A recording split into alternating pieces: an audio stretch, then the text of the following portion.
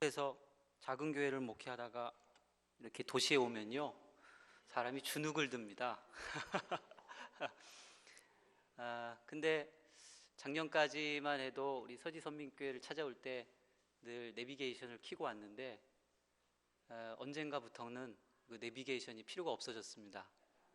익숙한 길이 됐고 또 찾아오는 것이 그렇게 멀지 않게 느껴졌습니다. 그만큼 가까워졌고 친근해졌고 또 사이가 좋아졌다 생각이 들고, 뭐 주눅 그렇게 안 듭니다. 너무 편안하고 너무 기쁘고 감사합니다.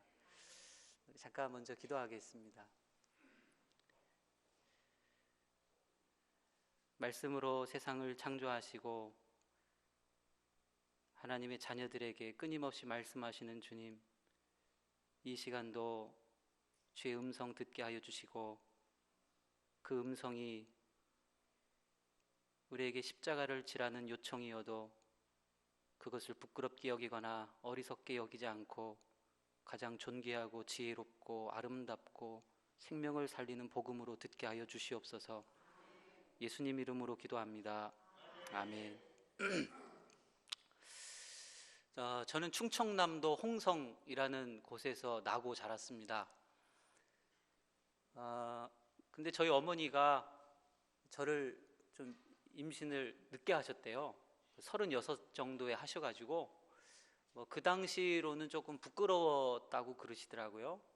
나이가 조금 차셔서 아버지가 40에 저를 가지셨으니까 조금 부끄럽기도 하고, 또 저 위로 형님 둘과 누님 한 분이 계시거든요. 그러니까 애들도 많으니까 이거 먹고 살기 힘든데 하나 또 나면 더 힘들겠다 이런 생각이 있으셔가지고 조금 부담이 됐었나 봅니다. 그래서 저희 어머니가 그 뱃속에 있는 아기를 떼려고 간장도 드시고 산에서 굴르기도 하시고 그러셨다고 그래요. 그런데 한 3개월쯤 지났을 때 무렵에 이렇게 기도를 하는데, 얼마나 기도했겠어요. 그래서 하나님, 이 뱃속에 있는 아기를 좀 지우고 싶은데 너무 먹고 살기 힘들고 가난해서 좀 없애고 싶습니다. 내일이면 이제 병원 가서 긁어내려고 합니다. 이제 그런 기도를 하시는데 어머니 마음속에, 야 이놈아, 내가 너한테 준 선물인데 왜 없애려고 그러냐, 뭐 하나님이 그렇게 마음을 주셨대요. 그래서 한참을 기도하시고, 그러면 하나님 거니까 하나님이 책임지세요, 그렇게 그냥 기도 마무리하고 나오셔서 병원 안 가고 몇 개월 더 있다가 저를 낳으셨습니다. 그런 이야기를 제가 어려서부터 한 맑게 알아들 나이쯤 됐을 때부터 어머니가 늘 그 얘기를 해주셨어요. 너를 임신했는데 부끄러웠다, 먹고 살기 힘들었다, 그래서 너 지우려고 했다, 간장도 먹었다 산에서 굴르기도 했다, 근데 안 떨어졌는데 하나님이 너 낳으랬다, 그래서 낳았다, 너 하나님 거다, 너 내 자식 아니다, 그런 이야기를 어려서부터 듣고 자랐습니다. 그래서 그게 목사되란 얘기구나 근데 그 어린 나이에는 그게 뭐 별로 그렇게 수용이 안 되더라고요. 그런데 초등학교 3학년쯤 됐을 때 목사 되게 되겠다, 뭐 그렇게 마음을 먹었습니다. 그런데 그 가정이 그렇게 넉넉하지를 못했습니다. 그래서 어머니가 좀 목사 되겠다는 아들이 있으면 기도도 많이 해주셨지만 책도 좀 사다 주고 좀 어디 가서 교육도 좀 받게 좀 해주셨으면 좋겠는데, 가정 형편이 그렇게 넉넉하지 않아서 고등학교 졸업할 때까지 읽은 거라고는 교과서밖에 없었습니다. 다른 책을 한 권도 못 읽어봤어요.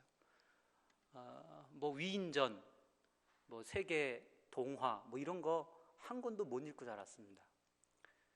그래서 책하고는 사실 교과서와 성경 빼고는 다른 일반 서적은 이렇게 접근을 못했습니다.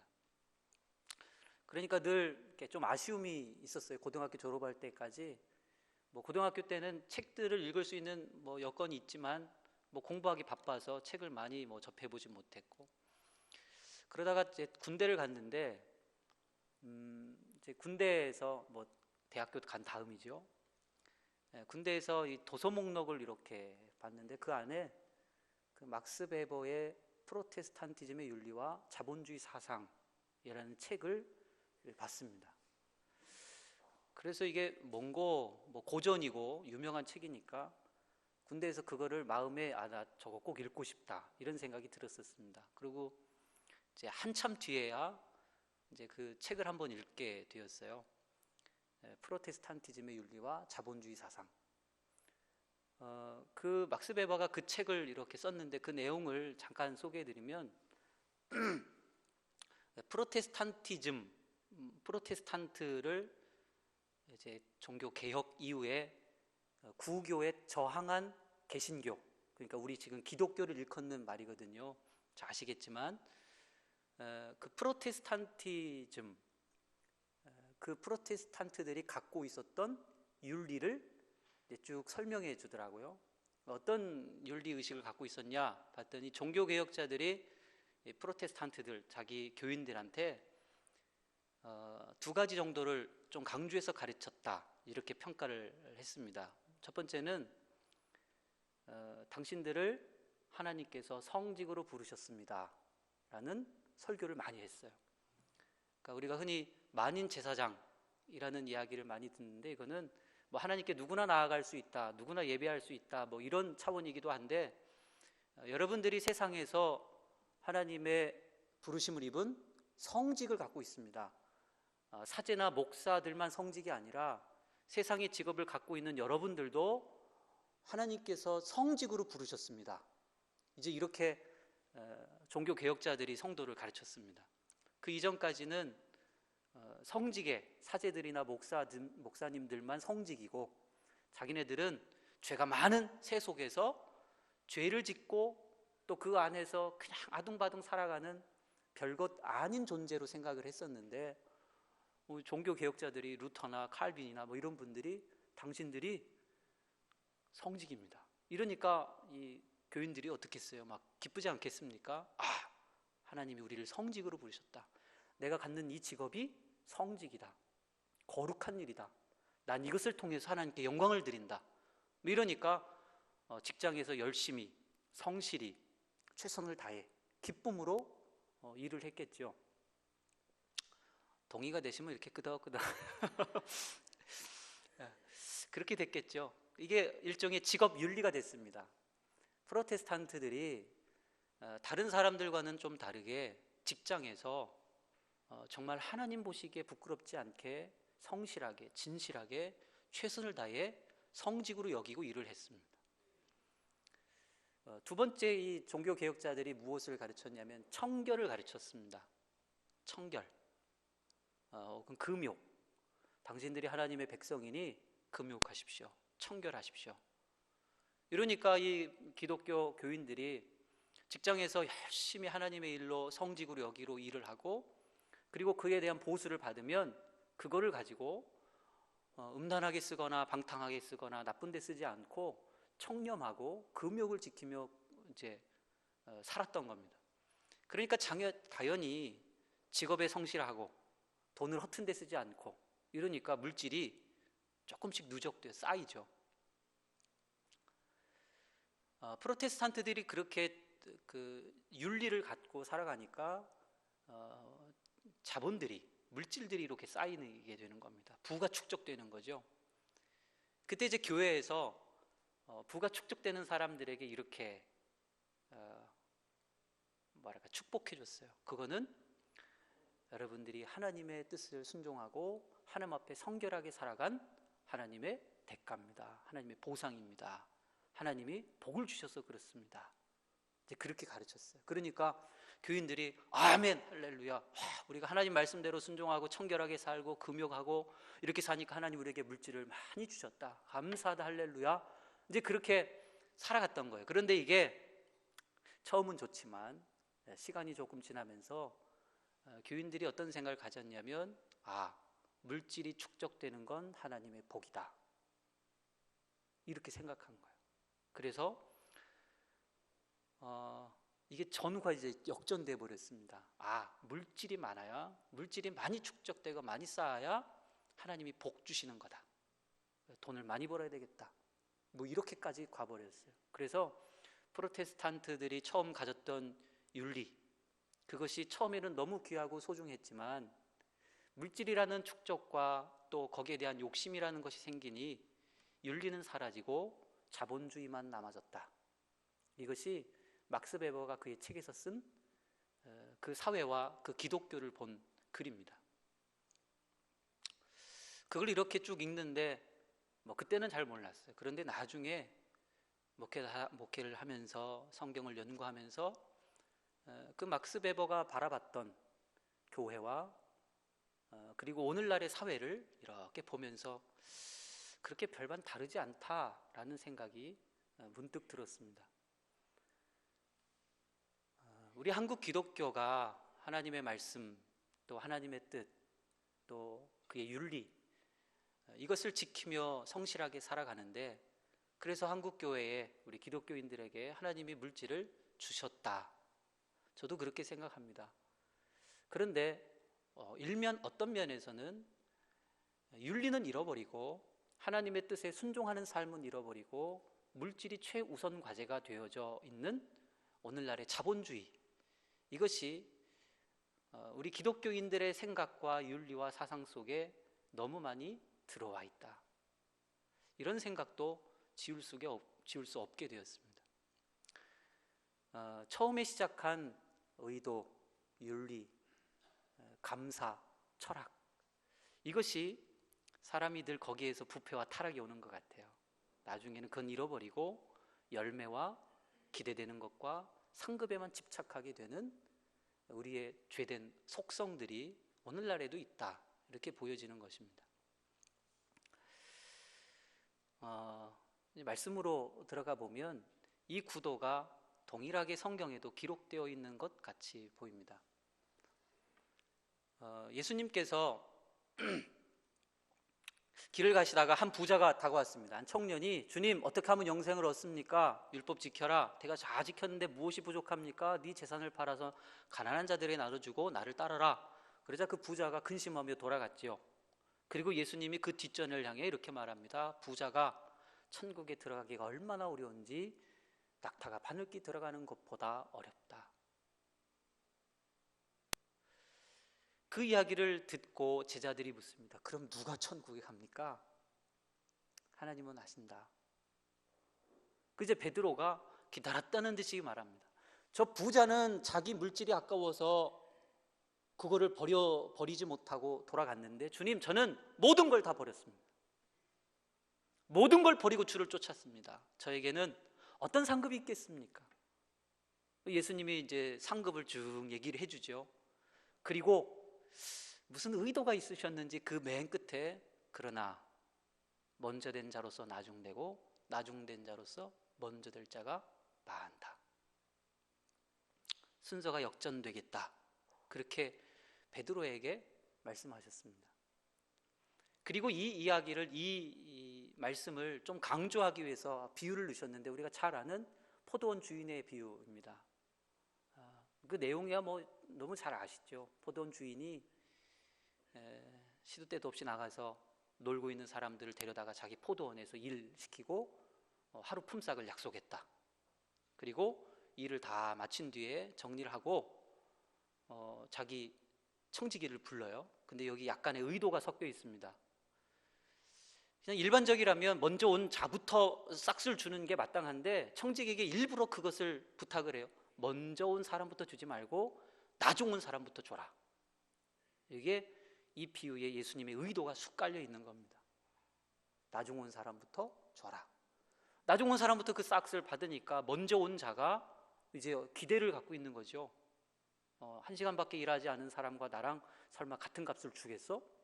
나는 좀 더 주겠지. 우리 직장에서도 열심히 일하면 추석이나 설에 그래도 열심히 일한 분들에게 조금 보너스가 있잖아요. 다른 분은 스팸 받는데 나는 굴비를 받고 뭐 이런 거. 거기에 대한 그래도 나 임직원인데, 그래도 내 회사에서 한 공로가 있고, 그런데 내가 얼마나 많은 그 회사에 이익을 갖다 줬는데 나에게 좀 더 주시겠지, 뭐 이런 기대가 사람들이 뭐 자연스럽게 생기지 않겠습니까? 먼저 온 자가 그런 기대를 갖게 된 겁니다. 그런데 웬걸 자기 손에 들린 건 나중에 와서 1시간 일한 사람과 똑같은 한 데나리온이 주어진 거예요. 근데 이 먼저 온 자가 어떤 말을 내뱉냐면, 성경을 보시면 되겠습니다. 성경에 무슨 말을 하는가?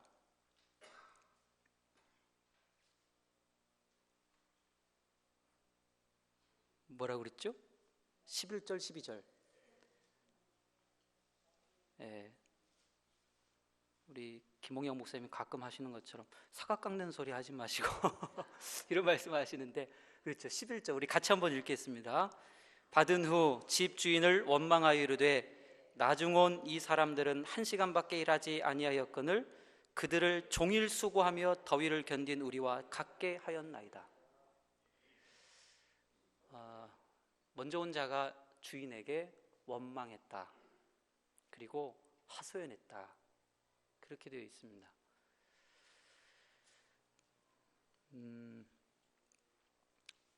포도원 주인은 일반적인 사람은 아닌 것 같습니다. 포도원을 경영해서 이익을 남기고 이윤을 남겨서 그걸 더 잘 운영해야 되는 그 경영을 해야 되는데, 이 포도원 주인을 보면 그냥 품꾼들에게 품삯 주기 위해서 포도원을 경영하는 사람처럼 느껴져요. 그렇죠? 우리 하나님이 그러시지 않습니까? 하나님 우리를 잘 길러서 우리를 잡아먹기 위해서나 우리를 통해서 어떤 이윤을 남기기 위해서 우리를 데려다가 쓰시고 우리에게 일을 맡기시는 게 아니라 우리에게 뭔가를 주기 위해서, 그렇죠? 나이가 많거나 적거나 많이 배웠건 적게 배웠건 연약하든 연약하지 않든 강하든 하나님은 어떤 사람이든 하나님의 나라에서 일을 하고 그에 대한 품삯을 주기를 원하시는, 그 어떤 금전적인 이런 계산은 전혀 없으신 분 같이 기록하고 있습니다. 그런데 일꾼은 좀 달라요. 일꾼은 품삯을 중요시 여깁니다. 그래서 자기 손에 한 데나리온밖에 없으니 그걸 가지고 주인을 원망하게 되는 거죠. 어느 날 이 말씀을 이렇게 읽는데 제가 너무 회개했습니다. 이전까지는 제가 이 먼저 온 자라고 생각하고 있었던 사람 중에 한 사람입니다. 나는 먼저 된 자다. 저희 어머니가 이제 저희 영국여성교회를 개척한 지 이제 9년쯤 됐거든요. 그런데 수년이 지난 뒤에 이제 어머니하고 가끔 통화를 하면 뭐 이런저런 얘기 하다가 어머니가 아마 막내 아들 목사를 위로하시고 또 어머니도 그렇게 생각하시는 것 같아요. 무슨 얘기를 하시냐면, 우리 모 목사는 내가 엄마지만 엄마라서 그런 게 아니라 우리 모 목사는 하나님이 귀하게 쓰실 거야. 하나님이 큰 목회하게 하실 거야. 조금만 견뎌. 그러시더라고요. 그래서 그 이야기를 듣는데 처음에는 엄마 나도 그랬으면 좋겠어요. 혹은 그게 위로가 됐고, 그래 조금만 더 견디면 하나님이 내게 시온의 달을 열어주시고 하나님이 이 교회를 부흥시키시고 막 그런 꿈과 환상을 가졌었습니다. 그런데 한참 뒤에 이 말씀을 이렇게 읽는데 제 무릎을 탁 쳤어요. 내가 이 먼저 된 자와 같은 생각을 똑같이 갖고 있구나. 젊은 나이에 교회를 개척하고 부흥하기 어려운 지역에서 목회하고 있는 내를 종일 수고하고 더위를 견딘 것으로 생각하고 있었던 겁니다. 그리고 은연중 하나님이 설마 입 닦으시겠어? 나랑 같은 동년배 내 동기 목사님들은 뭐 단독 목회나 단임 목회는 아니어도 규모 있는 교회에서 부목사로 나보다 2배 이상의 사례를 받고 좋은 혜택을 누리며 자기를 개발하며 지내고 있는데, 설마 지금 그들은 나와 많이 이렇게 내가 고생하는 것 같고 그들은 누리는 것 같지만 하나님 언젠가 나를 그들보다 훨씬 더 좋은 걸 주시겠지, 이런 생각을 갖고 있었어요. 그런데 이 말씀을 읽는데 제 무릎을 탁 친 겁니다. 내가 그 생각을 버리지 않으면 나 주님 원망할 수도 있는 사람 되겠구나. 나중에 주님이 의도적으로 다른 사람과 나에게 똑같이 대우하시고 똑같이 약속하신 것만 주실 때 내가 주님을 원망하는 사람 되겠구나. 그런 위기의식이 확 생기는 겁니다. 그러면 안 되겠다.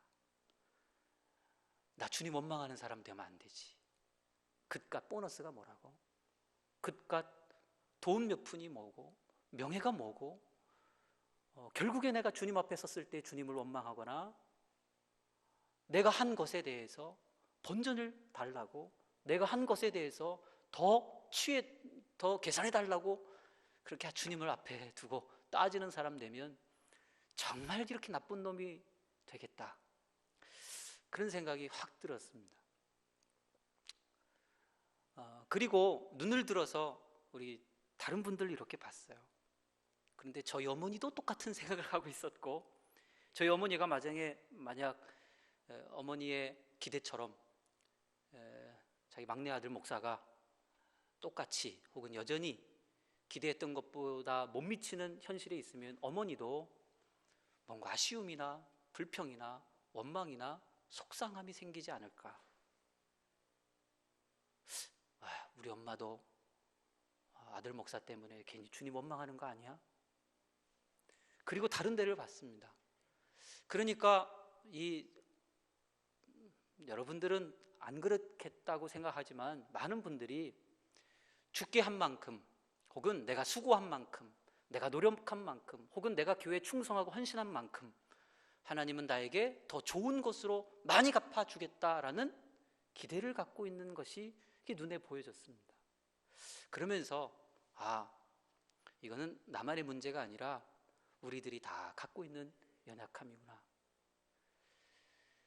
나도 주님을 원망하면 안 되지만 우리 어머니도 주님을 원망하면 안 되고, 우리와 같이 신앙생활 하시는 분들이 하나님 앞에 종일 수고하고 더위를 견디고 하나님의 나라에서 열심히 충성봉사 다 해놓고 하나님을 원망하는 사람 되면 안 되겠구나.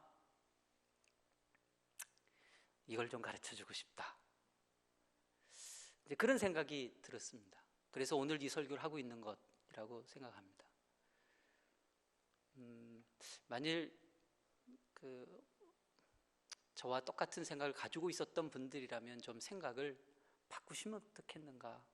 특히 우리 권사회 헌신 예배인데 우리 권사님 정도 되시면 그래도 우리 선민교회에 오랫동안 헌신하시고 교회를 지키시고 충성하시고 헌금도 많이 하시고 굳은 일 힘든 일 많이 하셨던 분들이라고 생각됩니다. 그런데 거기에 내가 이 정도 했으니까, 이만큼 했으니까 하나님이 혹은 목사님이 혹은 교회에서 알아서 뭐 좀 더 주겠지, 알아서 뭐 좀 더 해주겠지, 이런 기대 심리를 갖고 있다면 좀 버리시면 어떨까, 그렇게 부탁드립니다. 그렇지 않으면 내 기대만큼 치워지지 않을 때는요, 누군가를 원망하게 되기 쉽습니다. 목사님을 원망하든 교회 식구를 원망하든 나를 알아주지 못하는 사람을 원망하든 아니면 하나님을 원망하든 주님을 원망하든, 그게 우리에게 얼마나 큰 고통이겠습니까?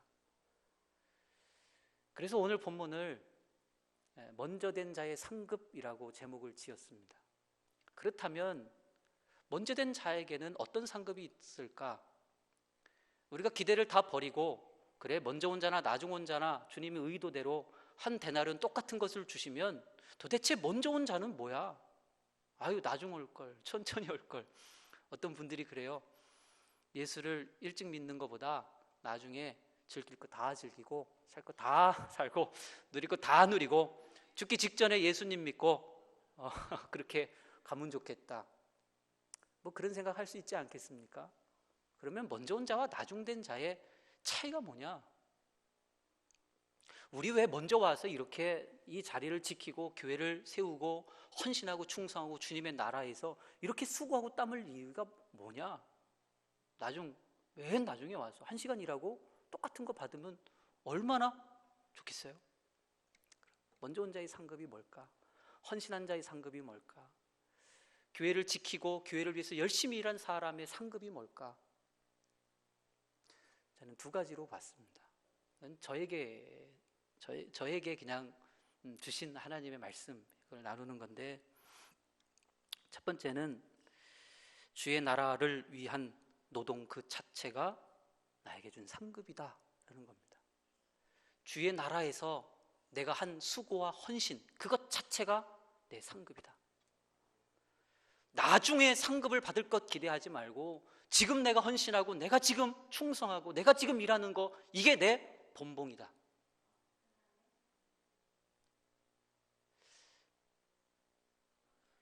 여러분, 정말 그렇게 수용해 주셨으면 좋겠습니다. 내가 땀 흘리고 내가 수고하고 내가 헌신하고 이게 내 본봉이지, 이게 내 상급이지.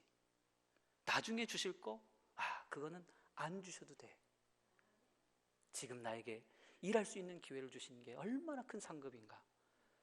벌레만 또 못하고 괴수 중에 죄인이고 정말 하나님 볼 때 아무 쓸모없는 우리를, 놀고 있는 우리를 하나님이 부르지 않았으면 저 시장 바닥에서, 저 세상에서 허송세월하고 살아갈 나를 먼저 부르셔서 이 진리를 깨닫고 이 기쁨을 누리고 주님의 나라의 가치를 깨닫고 주의 나라에서 일할 수 있는 기회와 시간을 주셨으니 이것 자체가 나의 상급이다.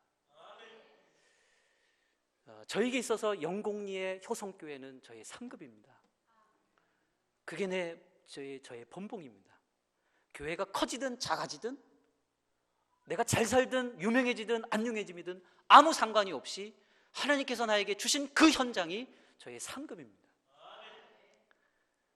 그래서 제가 너무너무 훌륭한 문구 하나를 만들었어요.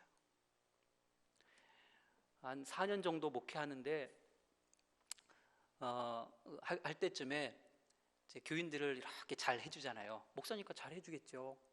케어해주고 돌봐주고 신방하고 어려운 일 있으면 어떻게든 풀어주고 사랑을 많이 줬습니다. 전 나름대로 최선을 다해서 줬어요. 그런데 이렇게 보니까 그분이 제가 드리고 헌신하고 먹인 만큼 못 크는 거예요. 신앙적으로도 그렇고 믿음도 그렇고 교회에서 하시는 헌신도 그렇고 좀 잘해줬으면 좋겠는데 거기에 못 따라오니까 막 실망이 되더라고요. 그리고 본전이 생각나고, 내가 괜히 공들였나? 원래 안 될 사람에게 내가 했나? 막 그렇게 좀 그런 생각이 들더라고요. 그런데 거기에 제가 그걸 고민하고 어떻게 해야지 하는데 그 문구가 하나님의 음성처럼 들렸습니다. 죽도록 사랑하고 아무것도 기대하지 말아라. 야, 그렇구나. 교인을 향해 죽도록 사랑하고 아무것도 기대하지 말아야지. 그게 내 상급이다. 주를 향해서도 그렇죠. 죽도록 주를 사랑하고 아무것도 기대하지 말. 교회를 죽도록 사랑하고 아무것도 기대하지 말. 어떤 칭찬이나 어떤 상급이나 그 어떤 위로를 기대하지 말자. 기대하면 기대가 큰 만큼 실망도 큰 뭐. 제가 성도한테 기대했거든요. 그러니까 실망이 찾아오는 거예요. 기대하지 말자. 죽도록 사랑하고 아무것도 기대하지 말자. 작든 크든 안 크든, 사람이 성숙하든 성숙하지 않든, 목사를 힘들게 하든, 그래서 떠나든 안 떠나든, 그게 내 상급이지. 그게 먼저 된 자의 상급이라고 저는 확신합니다. 종일 수고하셨습니까? 더위를 견디셨습니까? 참 잘하셨습니다. 그게 여러분의 상급입니다. 헌금하셨습니까? 잘하셨습니다. 헌금 많이 하시고, 하나님 내가 이만큼 하나님께 헌금 드렸으니까 하나님 나중에 많은 것 주시겠지. 기대하지 마세요. 그냥 주의 뜻대로 주시면 감사하고, 안 주셔도 드린 것에 감사하는 겁니다. 내가 할 수 있어서 감사하지. 아멘 하신 분에게 하나님의 큰 위로가 있기를 바랍니다. 제가 오늘 헌금을요, 오병이와 같이 사용하옵소서 이렇게 해서 52,000원을 제가 준비했습니다. 보리떡 5개는 10,000원 5장, 이연은 1,000원짜리 2장. 저는 이 예물을 드릴 때마다 그렇게 고백합니다. 주님, 제가 이걸 드리는데 더 많이 달라고 말씀 못 드리겠습니다. 주님, 내가 이만큼 드릴 수 있는 거 너무 감사합니다. 이게 내 상급이죠. 나에게 주신 기회이고 이것 자체가 저의 기쁨입니다. 헌금만이 아니라 우리의 모든 헌신과 수고가 다 그래야 할 줄로 믿습니다.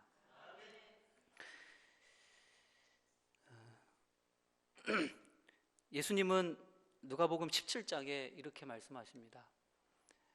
한 주인에게 하인이 있었다. 근데 하인이 밖에서 열심히 일하고 열심히 노동하고 밭에서 일하고 짐승에게 밥을 주고 집으로 돌아왔다. 그런데 그 주인은 그 종에게 감사하다거나 와서 쉬라고 말하지 않고 또 일을 시킨다. 나에게 밥을 차려내라. 나에게 서비스를 해라. 그리고 그 주인은 다 자기가 할 일을 다 하고 주인에게 그렇게 고백해야 된다. 해야 할 것을 했을 뿐입니다. 저는 무익한 종입니다. 어떤 주인이 그 종에게 감사하겠느냐? 혹은 어떤 하인이 주인에게 사례를 요구할 수 있겠느냐? 종은 해야 할 일을 한 것뿐이요, 무익한 종이라고 고백해야 된다. 너희들도 그렇게 해라. 주님께서 그렇게 말씀해 주셨죠. 하나님의 나라는 무엇인가를 기대하는 것 되어서는 안 될 것 같습니다. 우리가 저 천국 가서 하나님이 금길에 황금집에 휘황찬란한 보석으로 꾸며진 집을 나에게 주시겠다. 내가 여기서 헌신을 많이 하면 하나님이 다른 사람들과 비교했을 때 너무너무 아름답고 좋은 나에게 상급을 주시겠지. 그렇게 우리가 기대하지만 분명히 그렇게 해주실 줄로 믿습니다. 근데 여기에 꼭 하나가 더 붙어야 돼요. 계시록 4장에 보면 천상의 예배에 대해서 사도 요한이 본 걸 쭉 기록해 놨죠. 근데 거기에 24장로가 있습니다. 24장로의 머리에는 금면류관이 있었습니다. 근데 그 24장로가 어린 양 앞에 경배하죠. 그리고 그 경배의 행동을 하나 하는데 무엇을 하냐면 면류관을 벗어서 주 앞에 드립니다. 그 장면은 우리에게 너무너무 중요한 의미입니다. 우리에게 상급이 중요하지 않다. 우리가 받을 상급은 이미 다 받았습니다. 천국에서 더 많은 상급, 우리가 그것을 기대하는 것이 아니라 그것을 주셔도 나는 그것을 주님께 다시 바치고 싶습니다. 그걸 바치는 나라가 하나님의 나라에서의 예배인 줄로 믿습니다. 두 번째, 먼저 된 자에게 주시는 상급은 나중된 자를 섬기고 나중된 자가 먼저 된 것을 볼 때 기뻐하는 것입니다. 먼저 온 자는 열심히 일했죠. 나중 온 자는 나중 와서 뭐 뒷정리한 것밖에 없을 겁니다. 그런데 똑같은 걸 받아요. 근데 먼저 온 자로서의 상급은 바로 거기에 있습니다. 나보다 먼저 온 자가 나 때문에 똑같은 걸 받는다. 그게 기뻐해야 됩니다.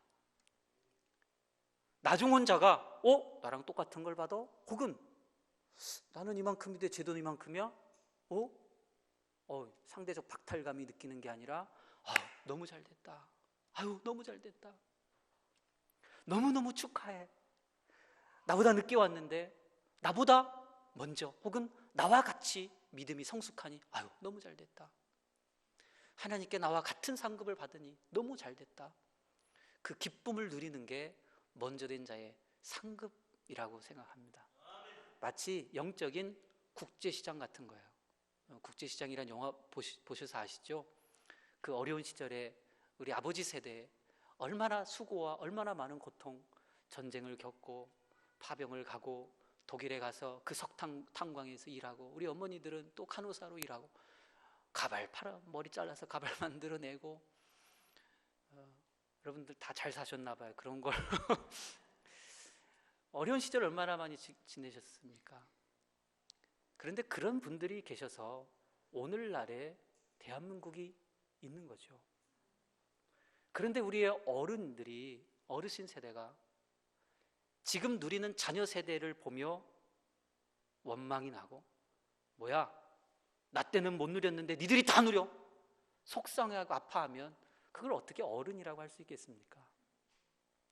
자기가 다 밑밥 깔아놓고 자기는 수고하고 자기는 종일 고생하고 땀 흘리고 피 흘리고 눈물을 흘렸지만 나보다 뒤에 따라오는 자들이 내가 읽어놓은 것들을 함께 누릴 수 있다면, 그것이 그에게 기쁨이 된다면 진정한 어른이겠죠.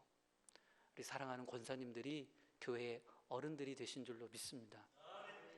나보다 교회를 늦게 오든, 아니면 나보다 덜 수고한 것 같든, 혹은 나보다 덜 헌신한 것 같든, 나보다 덜 수고한 것 같든, 어떤 분들이 있든 그분들이 자라나는 걸 기쁨으로 여기시고, 그분들이 자라나는 걸, 그분들이 상급받는 것, 그분들이 하나님 앞에 자라나는 걸 감사와 기쁨으로, 그리고 상급으로 받아들일 수 있기를 주의 이름으로 축원합니다. 나를 밟고 일어서는 후 세대, 얼마나 기쁜 일입니까? 그죠? 그게 상급이어야지. 막 속 아프고 배 아프고 이러면 안 되잖아요. 근데 그걸 잘 이겨내실 수 있기를 바라요. 이 상급을 지키려면 중요한 게 하나 있습니다. 유혹을 늘 이기셔야 됩니다. 내가 한 수고와 내가 한 헌신, 내가 드린 것, 여기에 대해서 기대가 자꾸 찾아올 때 그것을 자꾸 떨쳐버리는 겁니다. 그래, 이건 내 상급이지, 이게 내 상급이지, 나는 더 큰 걸 기대하지 않을 거야. 주시면 주시는 거죠. 뭐 안 주시는데 싫다고 거부할 이유는 없지요. 그런데 먼저 김칫국 마시다가 살에 걸리지 않아요. 그래, 유혹이 찾아올 때마다 자꾸 끊어버리는 거. 나 주님 원망하면 안 되지, 그건 내 거 아니지, 지금 나에게 헌신하고 수고하는 이게 내 상급이지, 나와 같이 일하는 이분들이 기뻐하는 것, 이분들이 상급받는 것, 그것이 내 기쁨이지. 저와 여러분이 그렇게 살아가실 수 있기를 주의 이름으로 축원합니다.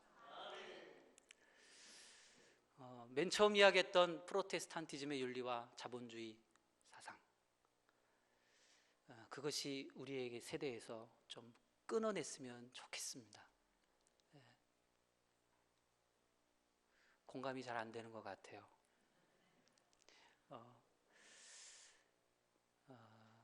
우리 인생 속에 진정한 헌신과 진정한 수고가 있기를 축복하고, 그것이 우리에게 주신 십자가라면 헬라인에게는 그것이 어리석은 것이고 유대인들에게는 그것이 부끄러운 것이지만, 아니지, 우리는 그걸 영광으로 여기고 그걸 지혜로 여기고 나에게 주신 이 헌신의 기회, 이걸 나의 상급으로, 우리의 십자가로, 우리의 영광으로, 기쁨으로 삼으실 수 있는 저와 여러분이 되길 주의 이름으로 축원합니다.